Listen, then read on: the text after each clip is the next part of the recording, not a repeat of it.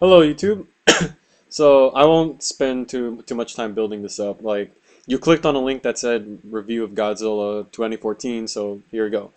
Um, Short review. No, no. I hate to say it, but I didn't really like this movie. Like I know it got positive reviews and all that, but um, no. If I had to honestly grade this movie, I would give it a C. To be totally honest, there was a lot of build up to it, but I just ended up being disappointed. So, if you haven't seen Godzilla, it's disappointing to be honest, but it's not bad. It's just it doesn't live up to the hype. That's the short review. Now, going more in depth into it, um, here's a problem I notice in a lot of big big monster or giant robot movie being released nowadays. I'm speaking specifically towards Transformers, and Godzilla actually highlights this too. Um, when you, if you're making a movie called like Transformers or Godzilla or what other movie that had something like this? Well, I mean, if you're making a movie like that, we generally, want to see a majority of the film be focused on said thing. Like the problem I have with the Transformers movies is I feel like Michael Bay just does not have like just does not understand the audience and what they want to see in Transformers. Like we want to see the Transformers. It's in the title. And most of the time in Transformers, we were focused on the human characters. And like in the first movie, you don't even see Optimus until like halfway into the movie. And the reason why that's, I feel like a lot of people, or maybe not a lot of people, but why these directors think focusing on human characters is more important is because I feel like they don't think the audience can relate to these things and that they need a human eye to relate. And that's understandable, but at the same time, I'm gonna pull this out. Um, the movie The Iron Giant. Okay, yeah, there was a human eye in there, but you did see a lot of the Iron Giant in that movie. And what else? There's other movies, instances where we related more to the non-humans than humans, like Avatar, the not the Airbender one, the James Cameron one. Can't believe I used that as a comparison. Hell, like Megamind, um, Kung Fu Panda. Like there are like instances where we can relate to the non-humans without a human eye. Like Toy Story, okay? So the excuse that we need a human main character to relate to these like non-human characters, it's total bullcrap because as long as you can humanize these non-human characters, we can relate to them like we can relate to them no matter what, all right? Because we can, I mean, that's pretty much, the point of writing a story, to create a relatable character. It doesn't matter if they're human or not. Okay? Um so I understand that's a lot more difficult with Godzilla because, when you look at Godzilla, it is just like a giant monster trying to destroy like cities. Okay, there is more to this Godzilla character, but Godzilla doesn't talk, it's really more like, an animal, which it is harder to relate to, not like Transformers in which the Transformers can actually talk. So here the human eye is much more warranted. Like there is a reason to have a human eye, but the problem here is that there's too much of the human eye. Like, uh, let's start with the bad. Okay, I have my notes on this side of my laptop, so let's start with what I thought were problems of this movie. The characters. This was the number one problem I had with Godzilla. Like, um, it's like I understand. Yeah, like I said, a human eye is kind of warranted in this movie. Like we can still like have a whole movie with just Godzilla, but I can understand the need that we need a human character in order to relate to the giant monster. The problem here is that none of the human characters are written well. With the sole exception of Bryan Cranston, who did really well, everyone else was just either bland or underwritten. Like, okay, that goes hand in hand. But the human male lead, what's his face? The Aaron Taylor Johnson's character.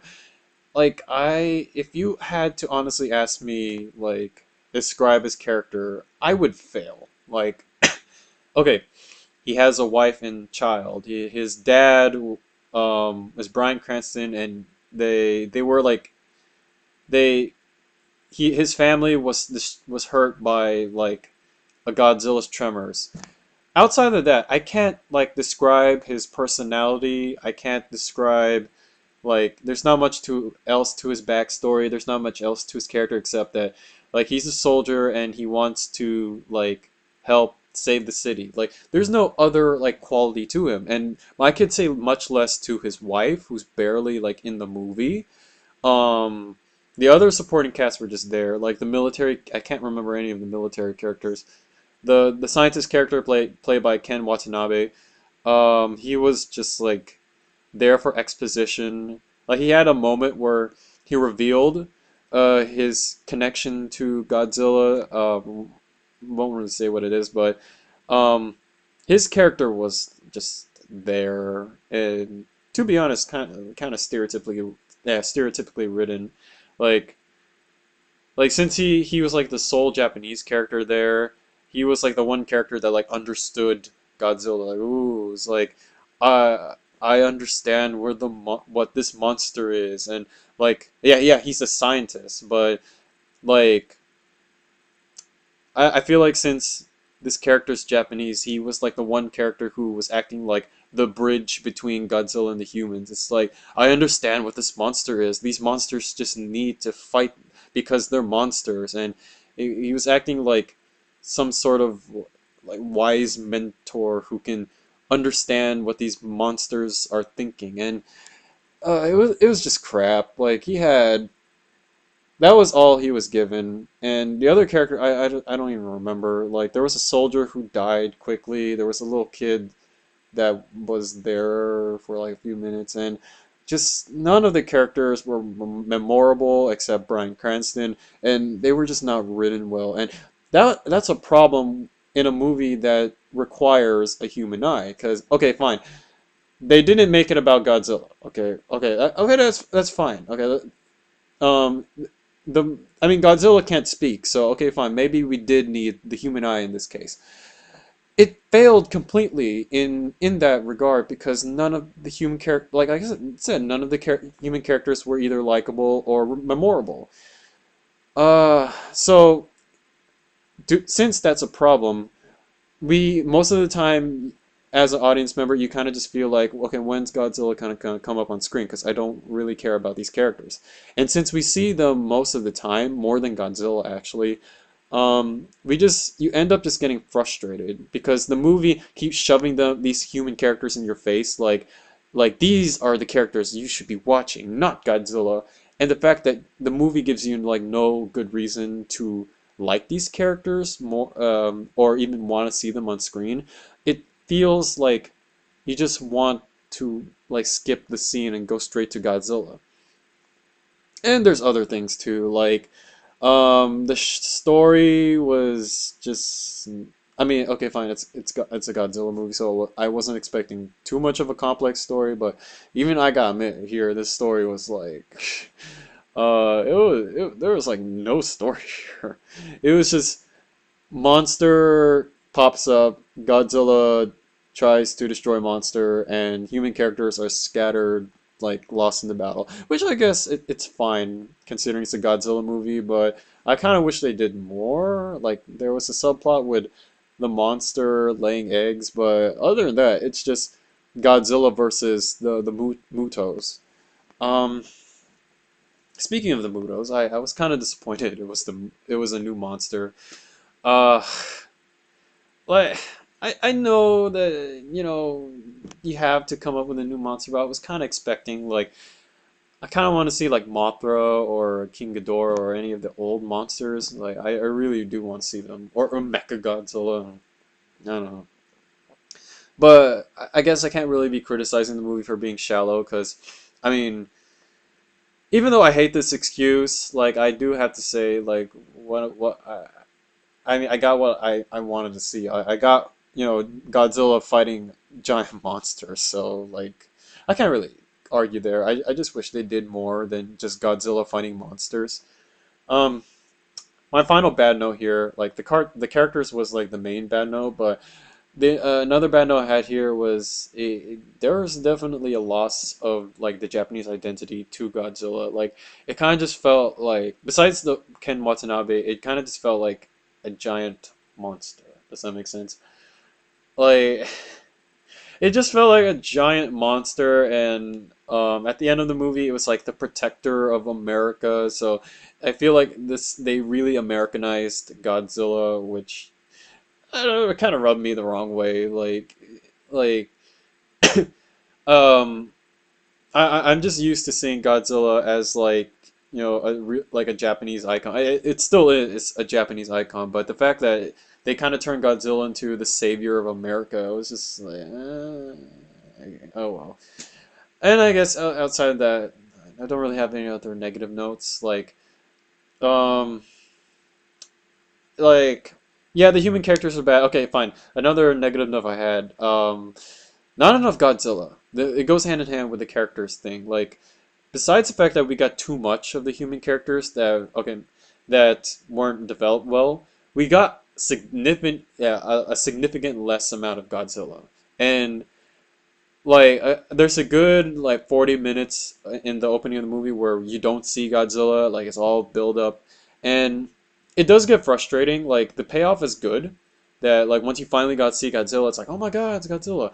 But there's just there was too much in the opening of No Godzilla, and there's too much of the Mutos, and there was also when Godzilla was on screen, there was not enough of him like fighting. Like there would be the beginning of like Godzilla versus the Mutos, and then it would cut to the humans, like right before the fight, and that was just like a cardinal sin of the movie. Like you don't make a Godzilla movie and like not show Godzilla fighting. Like, yeah, it shows Godzilla fighting, but there are bits where they do have a fight, but they don't show the fight. Like, they only show like the fights like near the end of the movie, but like near the middle where Godzilla is like fighting the Mutos, it doesn't show the fight. It shows the aftermath of the fight. And there was like no reason to show the aftermath of the fight because we don't care about the human characters. Like if you're going to set up Godzilla fighting a monster, follow through with it. There's like no reason why you should not follow through with the fight because we want to see the fight. All right? We don't want to see the aftermath or the highlights of the fight because in like we paid to go see Godzilla fighting the monster, you know? Like it didn't even serve a narrative purpose to show the aftermath of the fight or to skip the fight in general. Like usually when a movie skips like a scene, it's like when like in Reservoir Dogs where Mr. Blonde like it doesn't show Mr. Blonde cutting off the police officer's ear. They usually do that because we it allows the audience to imagine just how awful or like violent that event is, or how like it's playing on the idea that the audience's imagination will be 10 times worse than or 10 times better than what can be put on screen. It's not the case for Godzilla though. Like we want to see the fight, all right? I mean just because we can probably imagine a better fight doesn't mean we don't want to see the fight. Like we want to see the fight on screen. And that's the problem with Godzilla. It's like we like even though we do see fights, it's not like we barely see the like a fight, you know? Like I can't believe I'm saying that, but like Pacific Rim got it right. I mean, hell, even Transformers got it right. Like at least in Transformers, they're not very good movies, but we do see the Transformers fighting. Like there's humans involved, but at least we see Transformers fighting each other. Like I feel like Pacific Rim is the only big monster movie that got American monster movie that got it right. Like we it showed the giant robot fighting the giant monster, all right? Was it a dumb movie? Yeah, but it was fun and we got to see the fight. Here, no fight. Like we do see the fight, but not until the like near the end of the movie. Like it's serious. I know I'm going on really like a tirade about it, but it's if you haven't seen this movie, you have no idea how frustrating it is to see the beginning of Godzilla vs. the Mutos and then having it cut to like freaking Scarlet Witch or Quicksilver. Yeah. Anyways, that's my negative points. So let me try to balance this out by talking about the good points. Yeah, it sounds like I don't have a lot of good points, but I do. The build up was good actually. The build up, like even though it was too much build up, like it was worth it to see like Godzilla in all its his glory. Like you don't see he doesn't just like walk on the screen. You see like these people are panicking, like they're in Hawaii, they're panicking, and then footsteps, and everything's shaking, everything's like going crazy, and then you start off with like like Godzilla's feet, and then you zoom up, and it's just it's a good entrance. I'm not gonna lie. And speaking of Godzilla, another good point I had was Godzilla in general. Like, um, for the small amount of screen time that Godzilla had, it's still glorious watching Godzilla on screen. Like, I remember in theaters, everyone started clapping every time Godzilla did something. Like, they ran through every like thing that made Godzilla popular, like the roar, the breath, just or just like killing monsters in general. It was just it was really well done actually. Did the movie suffer from not having enough of that? Yes, but for what it's worth, the scenes involving Godzilla were pretty damn good. And the Mutos weren't that bad either. Like they made a pretty good adversary. Yeah. I still prefer the old. Like the Mutos aren't as like interesting as the old villains, but they it was pretty cool. And in terms of the human cast, um, even though Ken Watanabe's character was like not very well written. He wasn't really given good material. Like he still did pretty good for what he was given, and like like many what many people said, Bryan Cranston like stole the show. Like even though his character doesn't last that long, like his character was instantly like the best character in the whole movie. And I'm not just talking about because like I love Breaking Bad. Bryan Cranston is just a really good actor, and I'm really sad that he wasn't the main character of this movie. And like I don't know what went wrong in the casting process, but when you but like the lead actor of this movie, like I know he's playing Quicksilver, so I'm pretty sure he's talented, but in this movie he didn't shine. Like I guess maybe it's the script's fault or the direction, but it's just I don't know. Bryan Cranston was the only standout among the cast. Bryan Cranston and Ken Watanabe. Um, and another good point, I guess the visual effects were pretty good. Like yeah, okay, I'll give it that. The visual effects were amazing. Okay, the Godzilla fights were pretty well done, and Godzilla in general is just really cool looking. And also the action sequences were pretty cool. Like especially they they put this in the trailer, but the scene where the soldiers are like skydiving down into the city, and like Godzilla is like blocking the screen, like that was actually really cool to see. And I usually hate skydiving scenes because I actually have a fear of heights, but this like it was just like really cool though, because like when they're falling and then Godzilla just comes up, like you get a sense of just how large Godzilla is. Like I'll give it that. Like even though I hate heights, like I'll give the movie this. Like it was one of the best sequences there. Um, Overall, even though like I did have a fair amount of good points, it doesn't the point about the characters and yeah, the characters like in Godzilla's short amount of time, it is major deal breakers. Like I will at best I'll give this movie like a C. That's being kind of harsh, but it's not a bad movie. It's just I feel like the director approached Godzilla in the wrong way. Like maybe they could have worked more on the characters, but at the end of the day, we came to see Godzilla, and the fact that we didn't that Godzilla had less screen time than the human characters, that's a problem, okay? Maybe hopefully in the sequel we'll see more Godzilla, but yeah, for now, the movie that we got, it's disappointing, but I guess it could have been worse. So, yeah, C grade.